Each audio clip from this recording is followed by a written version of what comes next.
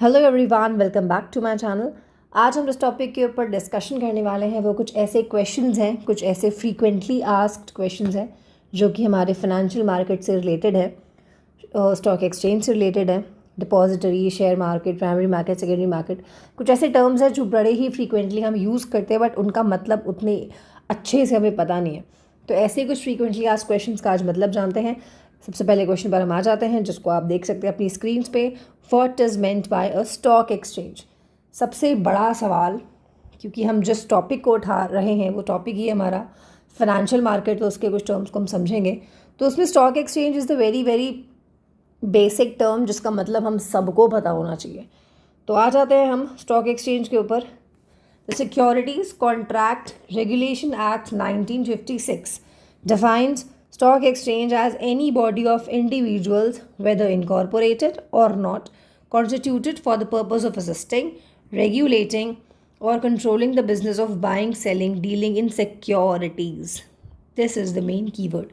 कोई भी ऐसी बॉडी जो एक कंपनी की तरह इनकॉर्पोरेट करी गई है, मतलब पूरा फॉर्मेशन का प्रोसेस हुआ है या फिर नहीं हुआ, जो बनाई गई है फॉर असिस्टिंग, फॉर रेगुलेटिंग मतलब रूल बनाने के लिए, कंट्रोल करने के लिए किसी बिजनेस को। कौन से बिजनेस को? जहाँ पर हम ख़रीदते हैं, बेचते हैं या डील करते हैं सिक्योरिटीज़ में। सिक्योरिटीज़ मतलब स्टॉक्स में, शेयर्स में, क्रेडिट इंस्ट्रूमेंट्स में। Stock exchange could be a regional stock exchange और a national stock exchange. Stock exchanges regional भी होते हैं, नेशनल भी होते हैं। जैसे इंडिया में बड़ा फेमस है BSE and NSE, Bombay stock exchange है, नेशनल स्टॉक एक्सचेंज। अब हम आते हैं डिपॉजिटरी पे। A depository is like a bank. ये आपको समझ लेना है, जैसे नॉर्मल बैंक होता है जिसमें हमारा खाता होता है, हम उसमें पैसे जमा करते हैं, पैसे विड्रॉ करते हैं, वैसे ही डिपॉजिटरी एक तरह का बैंक है जहाँ पर हम क्या जमा करते हैं? सिक्योरिटीज़। बस इतना डिफरेंस है। नॉर्मल बैंक में we use to submit our money, और डिपॉजिटरी में हम क्या जमा करते हैं? Securities. A depository is like a bank where in the deposits are securities, जैसे कि share, debenture, bonds, government securities etcetera, in electronic form. ये भी आपको याद रखना है, ये सारा ऑनलाइन फॉर्मेट में जमा हो रही होती है। At present there are 2 depositories in India. आज के इस टाइम पे 2 डिपॉजिटरी हैं इंडिया में। पहली तो है नेशनल सिक्योरिटीज़ डिपॉजिटरी NSDL, दूसरी है सेंट्रल डिपॉजिटरी, इसका फुल फॉर्म है CDSL, central depository securities limited. अब आ जाते हैं नेक्स्ट पे। A depository provides the following services. कुछ सर्विसेज हमें डिपॉजिटरी देती है। डीमटीरियलाइजेशन, जैसा कि अभी हमने ऊपर पढ़ा कि डिपॉजिटरी में जमा करे जाते हैं शेयर, डिबेंचर, स्टॉक, लेकिन वो पेपर फॉर्म में नहीं जमा करे जाते, वो जमा करे जाते हैं ई फॉर्म में। ई मतलब इलेक्ट्रॉनिक, ओके, सॉफ्ट कॉपी में। तो सॉफ्ट कॉपी में जमा हो रहे हैं, लेकिन कोई ना कोई ऐसी जगह तो होगी जहाँ वो जमा हो रहे हैं आपके नाम से, तो उस जगह को हम कहते हैं खाता। खाता कौन सा? डीमैट खाता, डीमैट अकाउंट। डीमैट का फुल फॉर्म है डीमटीरियलाइजेशन। तो डीमटीरियलाइजेशन मीन्स फिजिकल सर्टिफिकेट्स को इलेक्ट्रॉनिक में कन्वर्ट कर देना। जैसे अगर हमने फॉर एग्जांपल, हमारे पास 3 शेयर्स हैं और फिज़िकल है, वो बहुत पुराने हैं लेकिन वो फिज़िकल है, मतलब पेपर है पूरा। 3 शेयर्स हैं हमारे पास। अब हम चाहते हैं कि उसको हम अपने डीमैट में कन्वर्ट करके किसी अकाउंट में डाल दें, किसी डिपॉजिटरी में जमा कर दें। तो हम डिपॉजिटरी जाएंगे, ठीक है।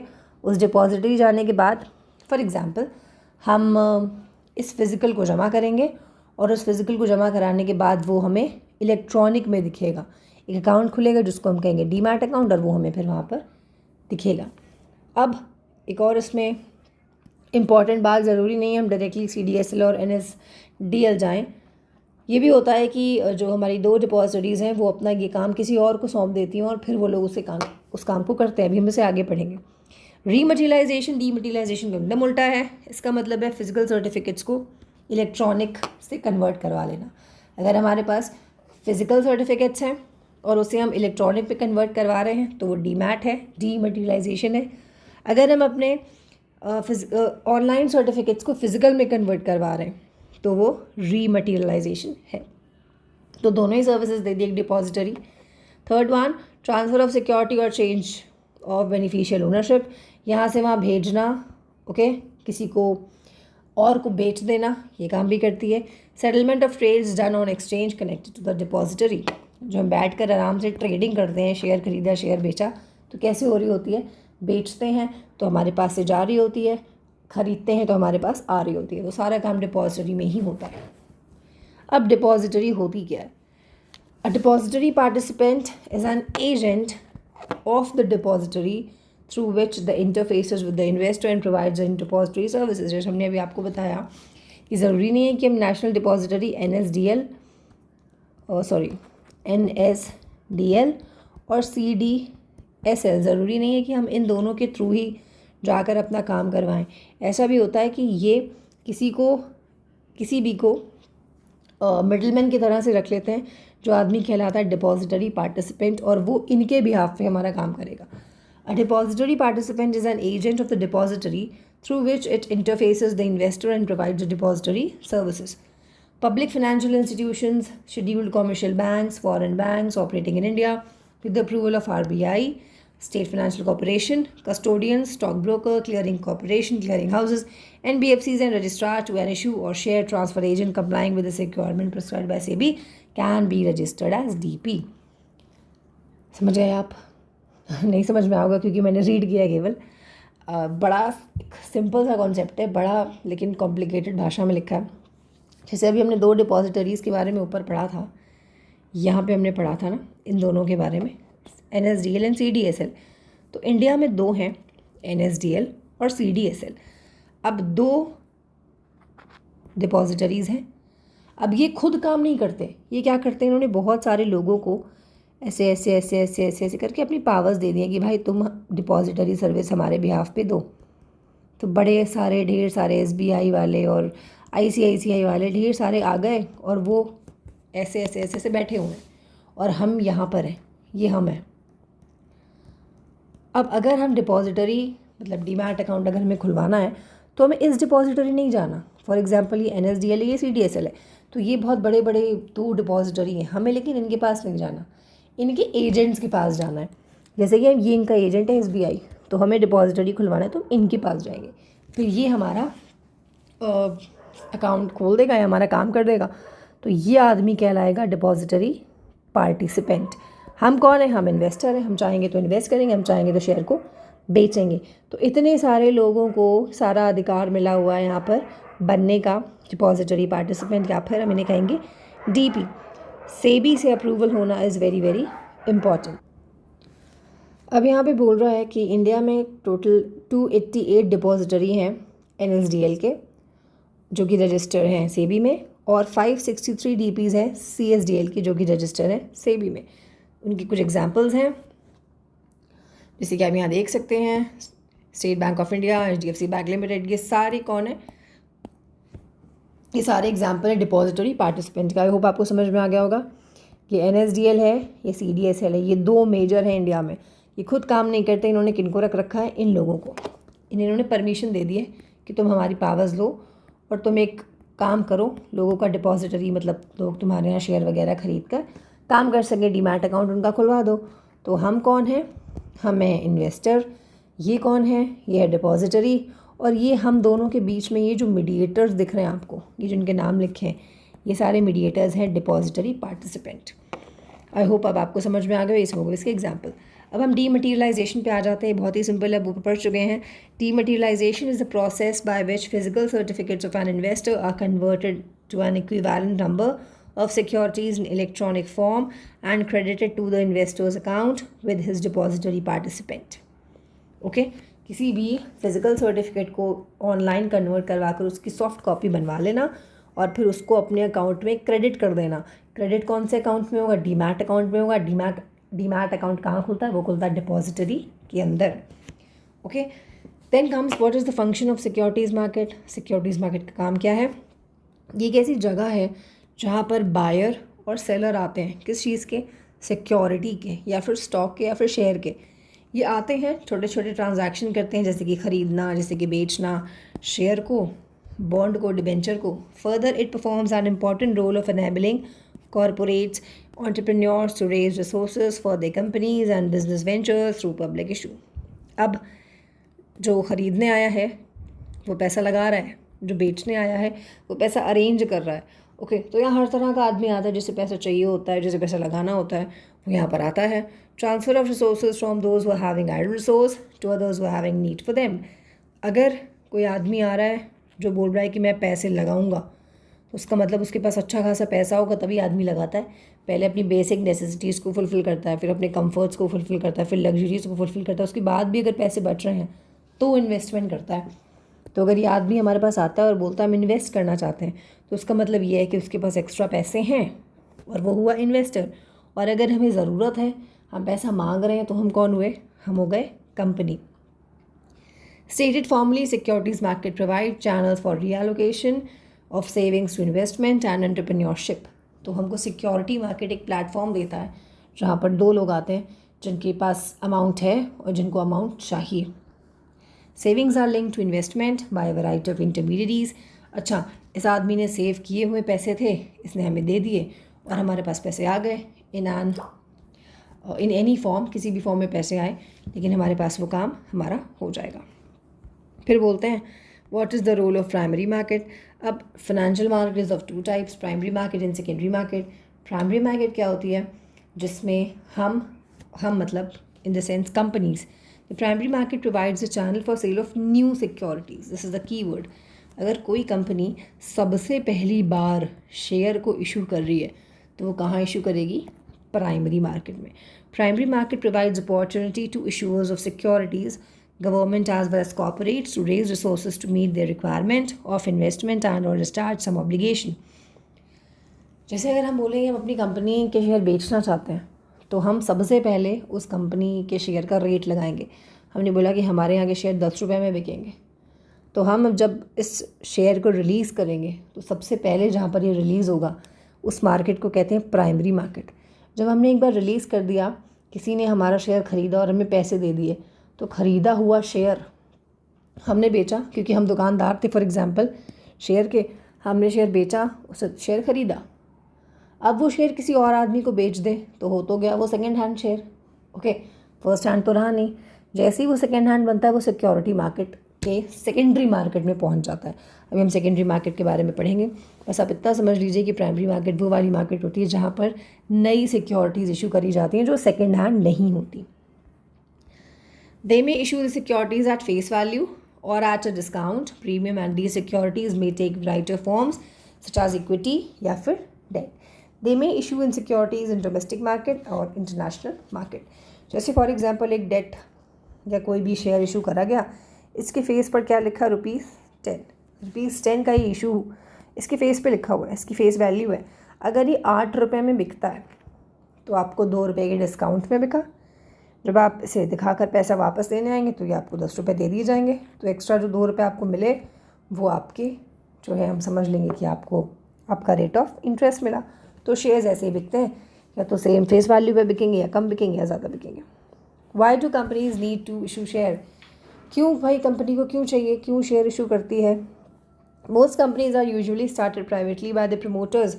However, promoters' capital and the borrowings from bank and financial institutions may not be sufficient. क्योंकि कभी कभी ऐसा होता है कि कुछ कंपनीज अगर पैसा रेज कर भी रही हैं खुद के लेवल पे, खुद अरेंज कर रही हैं, लेकिन वो पैसा कभी भी इनफ नहीं हो पाता। हमें एज अ कंपनी पैसे अरेंज करने पड़ते हैं, पैसे मांगने पड़ते हैं। बहुत सारे सोर्सेज के ऊपर हमें डिपेंड होना पड़ता है, बैंक्स के ऊपर, फाइनेंशियल इंस्टीट्यूशंस के ऊपर, शेयर्स के ऊपर, बिजनेस को चलाने के लिए लंबे समय तक। सो companies invite the public to contribute towards equity and issue shares to individual investor. इसलिए पब्लिक को इनवाइट करा जाता है कि आइए हमारे यहाँ शेयर खरीदिए और हमारे इन्वेस्टमेंट करिए। The way to invite share capital for public is through a public issue. लोगों के थ्रू शेयर बेचना is known as public issue. Simply stated, a public issue normally भाषा में क्या कहा जाता है?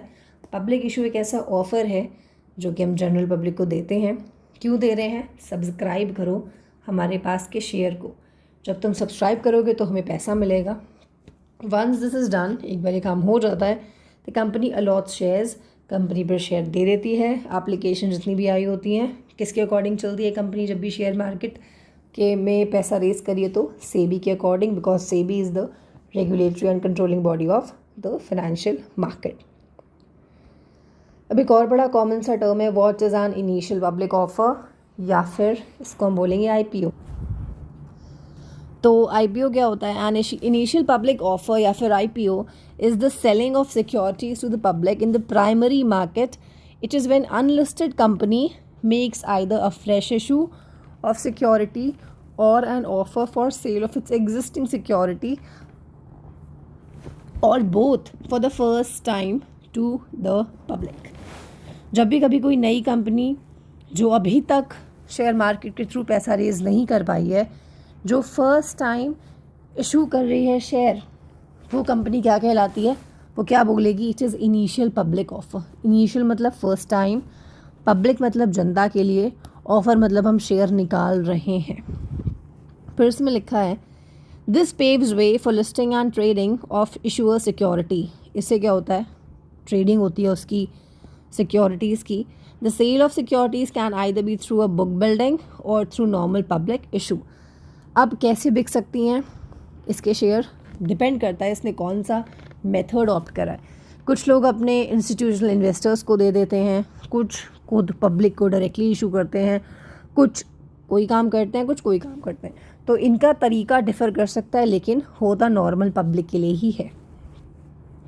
Then comes what is prospectus. अच्छा, अगर आप सोच रहे होंगे कि मैं इस पर बहुत सारे टर्म्स का मतलब अंदर जाकर डिटेल में नहीं समझा रही हूँ, तो मैं आपको इन्फॉर्म कर दूँ कि बहुत सारे टर्म्स का मतलब हम ऑलरेडी क्लियर कर चुके हैं. डिस्क्रिप्शन बॉक्स में आपको वीडियो मिल जाएगा जहाँ पर मैंने बहुत डिटेल में समझाया शेयर क्या होता है, डिबेंचर क्या होता है, बॉन्ड क्या होता है, लोन क्या होता है. तो मतलब काफ़ी ज़्यादा डिटेलिंग आपको स्टॉक मार्केट डिटेल्ड के नाम से आपको एक प्लेलिस्ट मिलेगी, जिसमें आपको स्टॉक मार्केट से रिलेटेड बहुत सारे शब्द मिल जाएंगे, बहुत सारे टर्म्स मिल जाएंगे.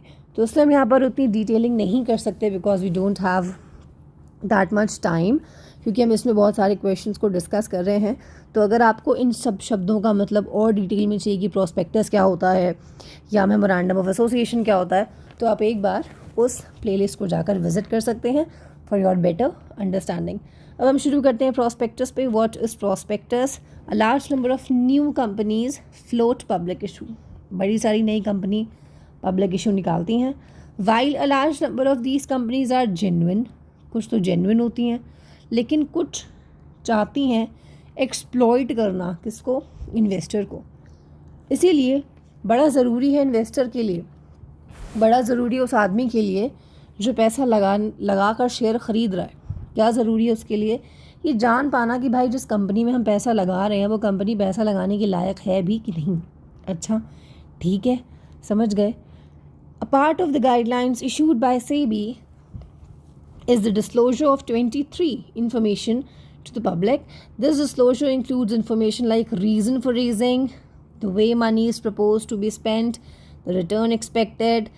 This information is in the form of prospectus, which also includes the information regarding the size of the issue, the current status of the company, its equity capital, and its current and past performance, the promoters, the project, the cost of project, means the financing, product and capacity, etc. It also contains a lot of mandatory information regarding underwriting and statutory compliances. This helps investors to evaluate short-term and long-term prospects of the company. अच्छा, आपको समझ में आया होगा कि कुछ बातें हो रही हैं यहाँ पर, लेकिन वो बातें ये हैं, अगर कोई भी कंपनी शेयर मार्केट में आकर पैसे को रेज़ करना चाहती है तो भाई हम केवल कुछ रेप्यूटेड कंपनी जिनके नाम हम जानते हैं उनके शेयर तो हम ईज़िली ख़रीद लेंगे क्योंकि हम उस कंपनी के बारे में जान रहे हैं. लेकिन अगर कोई ऐसी कंपनी आई है हमें जिसके बारे में नहीं पता और वो शेयर के थ्रू पैसा रेज़ कर रही है, तो वो क्या ऐसा करेगी कि वो पैसे को रेज़ कर सके? क्यों उसका शेयर बिके? ऐसा क्या है उसके पास? तो सेबी ने बोला कि भाई नई कंपनियां या हो या पुरानी कंपनियां हो, कभी कोई किसी भी इन्वेस्टर को एक्सप्लॉइट ना करे. तो ऐसा करो, अगर तुम शेयर के थ्रू पैसा रेज़ कर रही हो तो एक इनविटेशन निकालो. इनविटेशन क्या है? इनविटेशन टू जनरल पब्लिक है, नॉर्मल आम जनता के लिए एक इनविटेशन निकालो. इस इनविटेशन में क्या लिखो? इस इनविटेशन में बहुत सारी बातें लिखो, जैसे कि तुम क्यों पैसा रेज़ कर रही हो, क्यों पैसा चाहिए, कहाँ लगाना है, कितना रिटर्न मिलेगा, कितना तुम्हारा पैसा है, क्या तुम्हारा स्टेटस है, कितने इक्विटी कैपिटल है, कि तुम्हारी परफॉर्मेंस क्या रही है अभी तक, तुम्हारी कैपेसिटी क्या है, तुम्हारा प्रोजेक्ट कितने रुपए का है, ठीक है, तुम क्या करने वाले हो, सारी बातें इन्फॉर्मेशन इस इनविटेशन में लिख दो और तुम्हारे इस इनविटेशन को तुम छाप दो, निकाल दो, ऐसे न्यूज़पेपर में निकालो, जहाँ मना है वहाँ निकालो। तो जो आदमी बेचारा इन्वेस्टर एक नॉर्मल सा पैसे इन्वेस्ट करने के लिए शेयर मार्केट आया है, अगर वो तुम्हारी इस कंपनी को देख रहा है और वो तुम्हारी इस कंपनी में पैसा लगाना चाहता है, तो तुम्हारी इस कंपनी में पैसा लगाने से पहले वो तुम्हारे इस इनविटेशन को पढ़ ले, जिस इनविटेशन को हम क्या कहते हैं, प्रॉस्पेक्टस। जब हम कभी किसी कॉलेज में किसी स्कूल में एडमिशन लेते हैं तो हमें ब्रोशर मिलता है, उस ब्रोशर को हम प्रॉस्पेक्टस भी बोलते हैं। उस ब्रोशर में सब कुछ लिखा होता है, स्कूल कब बना था, स्कूल में क्या क्या होता है, स्कूल में क्या क्या फैसिलिटीज़ होती हैं, यहाँ पर आप क्या क्या नहीं कर सकते, यहाँ पे कौन कौन से सब्जेक्ट्स पढ़ाए जाते हैं। तो वैसे ही प्रॉस्पेक्टस एक इन्फॉर्मेशन देता है हमारे इन्वेस्टर्स को, जो लोग अब पैसे लगाने वाले हैं, इन्हें इन्फॉर्मेशन देता है इस कंपनी कैसी है, किस तरह की है, तब आप इसमें पैसे को लगा सकते हैं। Next is what is meant by market capitalization. The market value of a quoted company, which is calculated by multiplying its current share price by the number of share issue, is called market capitalization. Market capitalization means किसी भी company के current share price को, जो market में चल रहा है, उसको इंटू करना है कितने शेयर उसने निकाले हैं, उसको हम कहते हैं मार्केट कैपिटलाइजेशन। फॉर एग्जांपल इसका देख लेते हैं, कंपनी ए के पास 20 करोड़ रुपए शेयर के थ्रू आए हैं, the current market price is ₹100, तो कैपिटलाइजेशन क्या होगी, 120 करोड़ के शेयर, और एक शेयर है तुम्हारा, एक सेकेंड, 120 करोड़ के शेयर और एक शेयर है तुम्हारा 100 रुपये का, इसको हम इंटू कर देंगे 100 से, तो जितना भी आया, कितना आया, 12,000 करोड़। तो 12,000 करोड़ रुपए का पैसा रेस हुआ है। Then comes what is meant by secondary market, जो भी हमने ऊपर प्राइमरी पढ़ा उसका जस्ट उल्टा है सेकेंडरी। सेकेंडरी मार्केट मतलब वो वाली मार्केट जहाँ पर सिक्योरिटी और ट्रेडेड की जाती हैं after being initially offer to the public in the primary market and are listed on the stock exchange. जैसे फॉर एग्जांपल मैं कंपनी ए हूँ, मैंने शेयर के थ्रू पैसे अपने रेस करे सबसे पहली बार, तो जब एकदम फ्रेश सिक्योरिटीज़ आती हैं सबसे पहले तो वो प्राइमरी मार्केट में आती हैं। जब प्राइमरी मार्केट में आ गई, शेयर मैंने यहाँ दे दिया और यहाँ से मैंने क्या ले लिया, पैसा। अब जब यहाँ मेरा शेयर रखा हुआ है तो ये अब किसी और को बिकेगा, किसी और को बिकेगा, उससे किसी और को बिकेगा, किसी और को बिकेगा, तो ये second hand, third hand, fourth hand होता बड़ा पुराना सा हो जाएगा। तो जब कभी वो किसी पुराना सा शेयर कोई बिक रहा है तो वो कहाँ बिकता है, हमेशा सेकेंडरी में। जैसे एक बार प्राइमरी में आया, प्राइमरी में आती जैसे ही किसी और के हाथ में गया, तुरंत वो सिक्योरिटी मार्केट में पहुंच जाता है। Majority of trading is done in the secondary market. Majority trading secondary में चलती है, ये इक्विटी मार्केट भी है और डेट मार्केट भी है। Next important question, what is a contract note? Contract note is a confirmation of trades done on a particular day on behalf of the client by a trading member. It imposes a legally enforceable relationship between the client and the trading member with respect to purchase and sale settlement of trades. It also helps to settle disputes, claims between the investor and the trading member. It's the prerequisite for filing a complaint or arbitration proceeding against the trading member in case of dispute. A valid contract note should be in the prescribed form, contains the details of trades, stamped with requisite value and duly signed by the authorized signatory. Contract notes are kept in duplicate. The trading member and the client should keep one copy each. After verifying the details contained therein, the client keeps one copy and returns to the second copy to the trading member duly acknowledged by him. अच्छा, बड़ा ही आसान सा है भाई, इसमें ऐसा कुछ भी नहीं है। कॉन्ट्रैक्ट नोट मीन्स जैसे मैं ब्रोकर हूँ, मैं आपके बिहाफ पे ट्रेडिंग कर रही हूँ और आप मेरे क्लाइंट हो, ओके। जब हमने ट्रेडिंग करी तो बड़े सारे डॉक्यूमेंट्स रिलीज़ होते हैं, कभी कोई रसीद रिलीज़ हो रही है, कॉन्ट्रैक्ट नोट रिलीज़ हो रहा है। वैसे ही कॉन्ट्रैक्ट नोट तब रिलीज़ होता है जब आपकी ट्रेडिंग कंफर्म हो जाती है, ओके। जब ये कंफर्म हो जाती है, जैसे कभी हम, अगर आपने कभी ऑनलाइन कोई सरकारी फॉर्म भरा हो, तो जब आप रजिस्ट्रेशन करते हैं तो रजिस्ट्रेशन की आपके पास एक PDF आता है कि you have been registered, okay. फिर आप मेन वाला फॉर्म भरते हैं, फिर आपके पास एक इन्फॉर्मेशन आती है ईमेल में कि आपका फॉर्म भरा जा चुका है, कृपया आप फ़ीस जमा करें। फिर जब आप फ़ीस जमा करते हैं तो फिर एक और रसीद आती है। वैसे जब रसीदें आती रहती हैं वो सारी प्रूफ होती हैं। वैसे जब आप ट्रेडिंग करते हैं, बाइंग एंड सेलिंग करते हैं, तो भी आपके पास काफ़ी ज़्यादा रसीद्स आती हैं। तो कॉन्ट्रैक्ट नोट भी एक तरह की कंफर्मेशन की रसीद है जो आती है, जो कि इन दोनों के बीच में जो भी डील हो रही है ये इसके बिहाफ पे काम करता है, इसका ब्रोकर, और क्लाइंट शेयर बेच रहा है या ख़रीद रहा है, जो भी कर रहा है वो उसका यहाँ पे काम हो रहा है। अब ये ज़रूरी है, कॉन्ट्रैक्ट नोट आपको देना ही पड़ेगा अपने क्लाइंट को और उस आदमी को भी जो उसके बिहाफ पे काम कर रहा है, क्योंकि बड़ा ही इंपॉर्टेंट प्रूफ है। अगर हमने किसी की ट्रेडिंग करवाई और हम बाद में मुकर गए तो हम अपना कॉन्ट्रैक्ट नोट दिखा कर उसे फंसा सकते हैं। तो डिस्प्यूट्स को सेटल करने में बड़ा इंपॉर्टेंट काम है इसका, और ये बड़ा ज़रूरी है, प्री रिक्विजिट है आर्बिट्रेशन प्रोसेस के लिए। अगर कभी कोई लड़ाई हो जाती है तो वैलिड कॉन्ट्रैक्ट नोट कैसा होना चाहिए, ये सारी इन्फॉर्मेशन उसमें होनी चाहिए, विच इज़ मैंडेटरी, तभी आपका ये एक वैलिड प्रूफ माना जाएगा, अदरवाइज़ नहीं। अब वेरिफिकेशन के बाद एक कॉपी क्लाइंट रखता है और एक कॉपी रख देता है हमारा broker. Next is what is insider trading. पहली बात तो ये जो इनसाइडर ट्रेडिंग है ये एक तरह का इलीगल काम है, विच इज़ नॉट गुड, और इसके ऊपर नज़र रखता है हमारा सेबी। आ जाता है टॉपिक पे। Insider trading is defined as a malpractice, मतलब गलत प्रैक्टिस है जहाँ पर ट्रेडिंग होती है कंपनी के सिक्योरिटीज़ की, कहाँ पे, who by virtue of their work have access to otherwise non-public information which can be crucial for making investment decisions. When insiders, that is key employee or executives who have access to the strategic information about the company, use their strategic information for trading the company's stocks or securities, it is called insider trading and is highly discouraged by the Securities and Exchange Board of India to promote fair trading in the market for the benefit of the common investor. For example कोई company, for example Reliance जियो, इसने share को rays करा कि भाई पैसा कुछ कमाते हैं, हमने बहुत बड़ी कंपनी का नाम ले लिया, लेकिन चले फिर भी फॉर एग्ज़ाम्पल, और हम यहाँ पर इस कंपनी में काम कर रहे हैं, बड़ी हमारे पास इसकी बड़ी सीक्रेट इन्फॉर्मेशन है, हम उस इन्फॉर्मेशन का यूज़ करके या उस इन्फॉर्मेशन के थ्रू हम जो है शेयर को ख़रीदें या ऐसा कुछ सोचें। एक नॉर्मल पब्लिक के मुकाबले हमारे पास जो इन्फॉर्मेशन है वो हमेशा ज़्यादा रहेगी, क्योंकि हम वहाँ पर मेंबर हैं, हम वहाँ पर काम करते हैं। तो कभी हम अगर अपने इस पावर का यूज़ करके माल प्रैक्टिस कर रहे हैं और कंपनी के सिक्योरिटीज़ को कुछ इस तरह से बेच या ख़रीद रहे हैं जिससे उसका इन्वेस्टमेंट डिसीजन इफेक्ट होगा, इसको हम कहते हैं इनसाइडर ट्रेडिंग। हम बाइंग एंड सेलिंग कर देते हैं शेयर को बाहर निकलने से पहले ही, विच इज़ नॉट राइट। अब हम एक और टर्म पे आते हैं, bull market versus beer market. Very very important. A bull market is a financial market. अच्छा, ये एक तरह का फेज़ है, एक तरह का क्या है, मार्केट का फेज़। फॉर एग्ज़ाम्पल अगर हम बोलें कि मार्केट बुल चल रही है, आजकल बुलिश मार्केट है। बुल मतलब बैल मारता कैसे आपको, फॉर एग्ज़ाम्पल आपको नहीं मारता, बैल मारता कैसे है, बैल मारता है सींगों से उछाल के, तो सींगों से जब उछालता है तो ऊपर की तरफ उछालता है।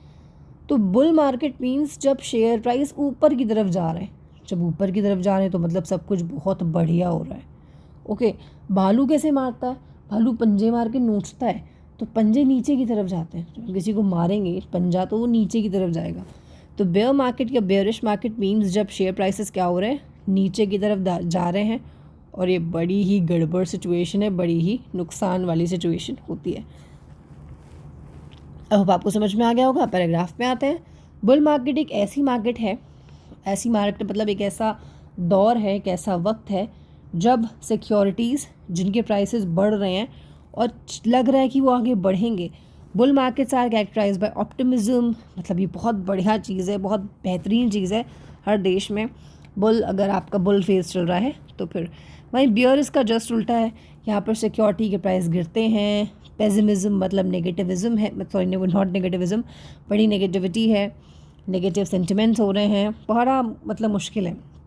इन्वेस्टर एंटिसिपेट नहीं कर पा रहा कि भाई क्या करें, बड़ा नुकसान होता चला जा रहा है, बड़ा कन्फ्यूजन है।